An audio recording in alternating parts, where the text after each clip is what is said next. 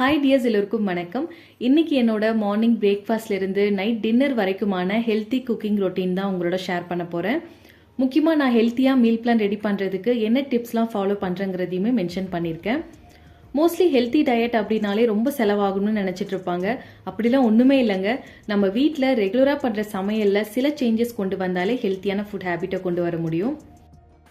நார்மலாக நம்ம meal plan ready பண்ணுறோம்னா ஃபர்ஸ்ட் இன்னைக்கு சப்பாத்தி, நாளைக்கு வெஜ் பிரியாணின்னு ரெசிபீஸ்லாம் தான் ஃபர்ஸ்ட் மென்ஷன் பண்ணுவோம். பட் அதுக்கு பதிலாக நான் எப்போவுமே காய்கறி சூஸ் பண்ணுவேன். ஒவ்வொரு டேஸ்க்கும் என்ன வெஜிடபிள்ஸ் எடுத்துக்கணும்னு பிளான் பண்ணிட்டா நமக்கு ஹெல்த்தியான மீல் பிளான் பண்ணுறது ரொம்பவே ஈஸி. அட்லீஸ்ட் ஒரு நாளைக்கு 2லேருந்து 3 விதமான வெஜிடபிள்ஸ்லாம் இருக்க மாதிரி பிளான் பண்ணுவேன். இன்னைக்கு பார்த்தீங்கன்னா கேரட், பீட்ரூட் வச்சு தான் ஃபுல் மீலும் பிளான் பண்ணியிருக்கேன். இதிலிருந்து நமக்கு தேவையான விட்டமின்ஸ் அண்ட் மினரல்ஸ் கிடைச்சிடும். அதுக்கப்புறமா ஃப்ரெஷ் பச்சை பட்டாணியை இன்னைக்கு இன்க்ளூட் பண்ண போகிறேங்கிறதுனால இதில் நிறைய ப்ரோட்டீன், ஃபைபர் அண்ட் விட்டமின்ஸ்லாம் இருக்குது. மார்னிங் பிரேக்ஃபாஸ்ட்டுக்கு பருப்பு, கொண்டக்கடலை, பச்சைப்பயிறு, திணையெல்லாம் ஆட் பண்ணி ஒரு ஹெல்த்தியான ஹை ப்ரோட்டீன் ரிச் பிரேக்ஃபாஸ்ட் பண்ண போகிறேன். மெயினாக ப்ரோட்டீனுக்கு டெய்லியும் நாங்கள் 2 எக் எடுத்துப்போம், பாப்பாவுக்கு 1 எக் கொடுப்போம். இது இல்லாமல் முடிஞ்ச அளவுக்கு எல்லா மீல்ஸ்லேயும் ப்ரோட்டீன் இருக்க மாதிரி பிளான் பண்ணிப்பேன்.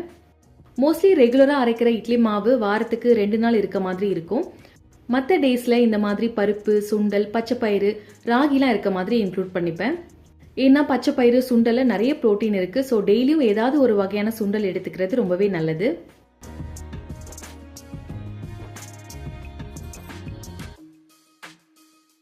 இந்த தோசைக்கு நேற்று மார்னிங்கே அரிசி சுண்டல்லாம் ஊற வச்சுட்டேன். பவுலில் 1 கப் இட்லி அரிசி,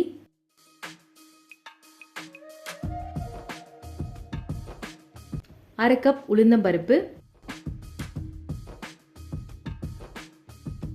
2 டேபிள் ஸ்பூன் பச்சை பட்டாணி, 2 டேபிள் ஸ்பூன் வெள்ளை கொண்டக்கடலை, 2 டேபிள் ஸ்பூன் கருப்பு கொண்டக்கடலை,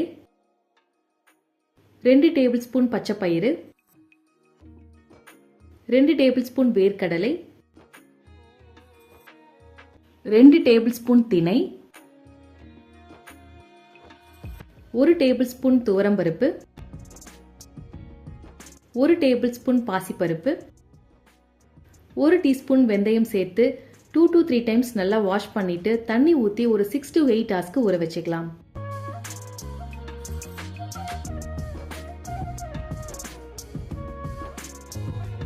இப்போ இது நல்லா ஊறினதுக்கு அப்புறமா இந்த தண்ணியை டிஸ்கார்ட் பண்ணிட்டு மிக்ஸி ஜாரில் ட்ரான்ஸ்ஃபர் பண்ணி இதோட தேவையான அளவுக்கு சால்ட், தண்ணி சேர்த்து நல்லா கிரைண்ட் பண்ணி எடுத்துக்கலாம்.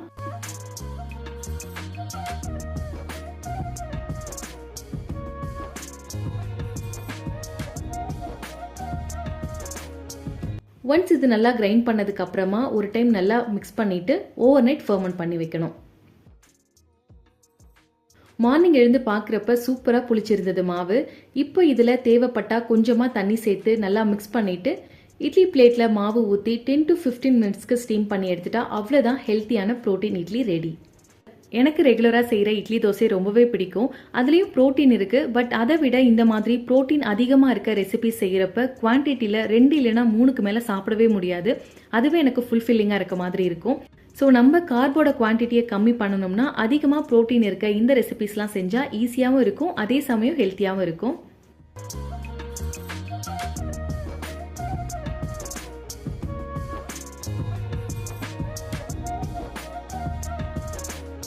சைட் டிஷ்க்கு சிம்பிளாக தேங்காய், கல்லை போட்டு சட்னியை நல்லா தண்ணியாக அரைச்சி வச்சுட்டேன்.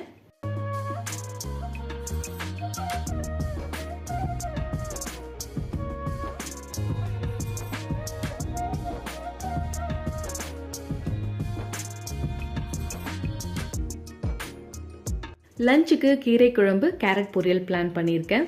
மீல் பிளானில் அட்லீஸ்ட் 2 இல்லைனா 3 நாள் கண்டிப்பாக கீரை இருக்க மாதிரி பிளான் பண்ணுவேன். கீரையில் அயன், ஃபைபர், கால்சியம் அண்ட் விட்டமின்ஸ்லாம் இருக்குது. கீரை குழம்பு செய்கிறதுக்கு துவரம்பருப்பை நல்லா வாஷ் பண்ணிவிட்டு இதோட கொஞ்சமாக மஞ்சள் தூள், தேவையான அளவுக்கு தண்ணி சேர்த்து நல்லா வேக வச்சு எடுத்துக்கலாம். ஒன்ஸ் பருப்பு நல்லா வெந்ததும் கொஞ்சமாக பாப்பாக்கு பருப்பு எடுத்து வச்சுட்டேன். அதுக்கப்புறமா 2 பச்சை மிளகாய், 1 காஞ்ச மிளகாய், கொஞ்சமாக புளி, தேவையான அளவுக்கு தண்ணி சேர்த்து ஒரு விசில் வச்சு எடுத்துக்கலாம். அரைக்கீரையை நல்லா வாஷ் பண்ணிட்டு வச்சிருக்கேன். இப்போ இதோட தேவையான அளவுக்கு உப்பு சேர்த்து நல்லா மிக்ஸ் பண்ணிட்டு ஒரு 7 to 8 மினிட்ஸ்க்கு குக் பண்ணி எடுத்துக்கணும். இதில் மிளகாய் தூள்லாம் ஆட் பண்ணாமல் காரத்துக்கு பச்சை மிளகாய் காஞ்ச மிளகாய் தான் ஆட் பண்ணியிருக்கேன். பாப்பாக்கு இது கொஞ்சம் காரமாக இருக்குங்கிறதுனால தான் ஃபஸ்ட்டு பருப்பு தனியாக வேக வச்சு எடுத்துட்டு அதுக்கப்புறமா மிளகாய் ஆட் பண்ணேன். இல்லைன்னா டேரெக்டாக பருப்பு வேக வைக்கிறப்பயே இது எல்லாமே சேர்த்து 2 விசில் வச்சு எடுத்துட்டு அதுக்கப்புறமா கீரை ஆட் பண்ணி நல்லா வேக வச்சுடுவேன். இப்போ கீரை நல்லா வெந்துடுச்சு. இதை மத்து வச்சு நல்லா கடைஞ்சி எடுத்துட்டு சிம்பிளாக தாளிப்புக்கு எண்ணெய், கடுகு, கருவேப்பிலை, ஒரே ஒரு காஞ்ச மிளகாய் போட்டு தாளிச்சிட்டா அவ்வளோதான் கீரை குழம்பு ரெடி. இதில் வேணும்னா வடகம் கூட கொஞ்சமாக ஆட் பண்ணிக்கலாம், டேஸ்ட் இன்னும் நல்லாயிருக்கும். கேரட் பொரியலுக்கு கேரட்டை ஆல்ரெடி இட்லி வேக வைக்கிறப்பயே ஸ்டீம் பண்ணி எடுத்து வச்சுட்டேன். மோஸ்ட்லி காய்கறியை ப்ரெஷர் குக் இல்லைனா பாயிலிங் பண்ணுறதை விட இந்த மாதிரி ஸ்டீம் பண்ணி யூஸ் பண்ணாதான் அதோட நியூட்ரிஷன் நமக்கு அதிகமாக கிடைக்கும். ஸோ முடிஞ்ச அளவுக்கு டைம் இருந்தால் கண்டிப்பாக ஸ்டீம் பண்ணி குக் பண்ணிக்கோங்க.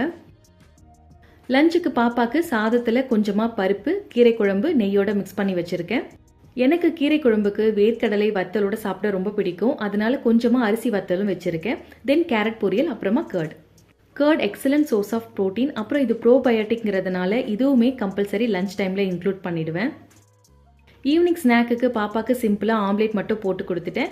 எங்களுக்கு பாயில்ட் எக்கில் பெப்பர், மிளகாய் தூள்லாம் ஆட் பண்ணி ஷாலோ ஃப்ரை பண்ணி சாப்பிட்டுட்டோம். டின்னருக்கு ஆல்ரெடி ரெடி பண்ண அடை தோசை மாவு இருக்குது. அதோட கொஞ்சமாக கோதுமை மாவில் கேரட், பீட்ரூட், ஃப்ரெஷ் பச்சை பட்டாணிலாம் சேர்த்து தோசை செஞ்சுட்டு சைட் டிஷ்க்கு புதினா சட்னி செய்யலாம்னு பிளான் பண்ணியிருக்கேன். சட்னிக்கு கடாயில் கொஞ்சமாக எண்ணெய் விட்டு உளுந்தம்பருப்பு, கடலப்பருப்பு சேர்த்து நல்லா வதக்கிடலாம். ஒன்ஸ் பருப்பு நல்லா ப்ரௌன் கலர் ஆனதும் பச்சை மிளகாய், கொஞ்சமாக புளி, ஒரு பல்லு பூண்டு, தேங்காய், கொத்தமல்லி, புதினா எல்லாம் சேர்த்து நல்லா மிக்ஸ் பண்ணிக்கணும்.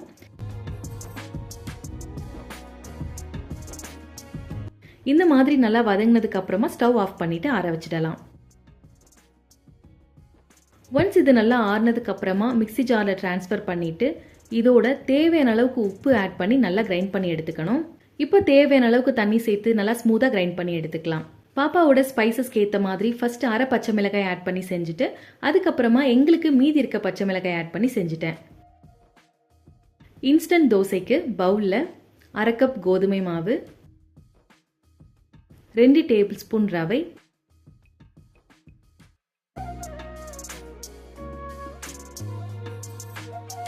துருவின கேரட், துருவின பீட்ரூட், வேக வச்ச ஃப்ரெஷ் பச்சை பட்டாணி, மஞ்சள் தூள், மிளகாய் தூள், சீரகத்தூள்,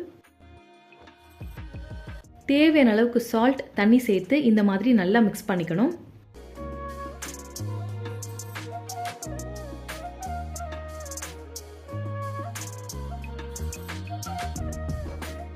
தோசைக்கல் நல்லா காஞ்சதும் நெய் இல்லைனா எண்ணெய் விட்டு மாவு ஊற்றி 2 சைடும் நல்லா வேக வச்சு எடுத்துட்டா அவ்வளோதான் இன்ஸ்டன்ட் தோசை ரெடி.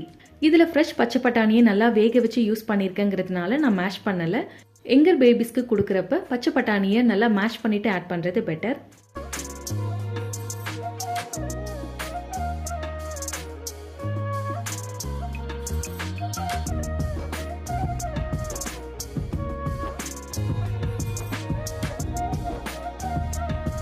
ஃபைனலி கலர்ஃபுல்லான டின்னர் ரெடி ஆகிடுச்சு. இன்ஸ்டன்ட் தோசை, அப்புறம் ஒரே ஒரு அடை தோசை வித் புதினா சட்னியோட கம்ப்ளீட் பண்ணியாச்சு. கண்டிப்பாக இந்த ரெசிபிஸ்லாம் ட்ரை பண்ணி பாருங்கள். ஆல்ரெடி ஒரு சிஸ்டர் மெசேஜ் பண்ணியிருந்தாங்க மீல் பிளான் பிடிஎஃபாக ஷேர் பண்ண சொல்லி. ஐ எம் ரியலி சாரி, கொஞ்சம் ஒர்க்னால அதை ரெடி பண்ணவே முடியல. இந்த வீக்குள்ளே ரெடி பண்ணி கம்யூனிட்டி போஸ்ட்டில் ஷேர் பண்ணுறேன். That's it. இந்த வீடியோ இதோட முடியுது. தேங்க்ஸ் ஃபார் வாட்சிங். Bye bye.